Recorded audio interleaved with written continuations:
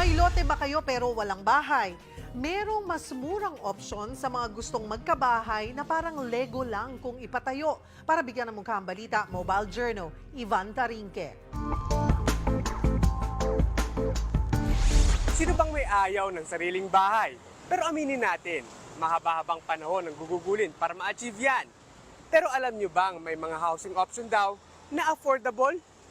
Teka, paano? Hindi na lang daw sa abroad available ang prefabricated na bahay. Ito po yung mga bahay na parang in-order mo lang sa Orange app na i-deliver at mabubuo agad sa loob ng isang araw.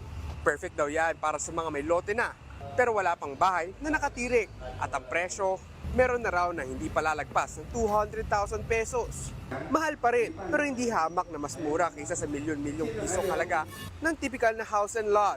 It takes about 480 seconds or 8 hours to do, and 40% cheaper than doing that.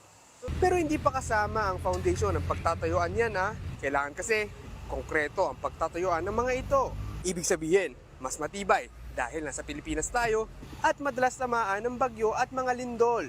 Ang mga bahay daw na ito ay engineered para saluhin at tablahin ang mga malalakas na bagyo at lindol.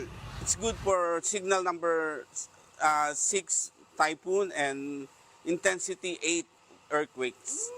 Dahil nga modulated at fabricated, ay pwede mo itong i-customize. Pwedeng pagpatong-patungin ng mga prefabricated na bahay na ito hanggang 3 beses. Pero syempre, kailangan daw planuhin muna at may solid na foundation ang kinatatayuan. If it's 3-story, should be have a soil test. Foundation should be fit to that weight, to that load.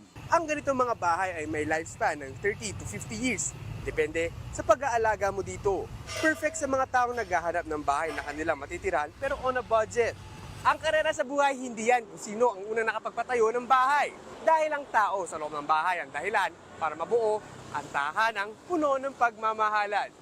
Mobile Journal, Ivan Tarinque po hatid ang mukha ng balita.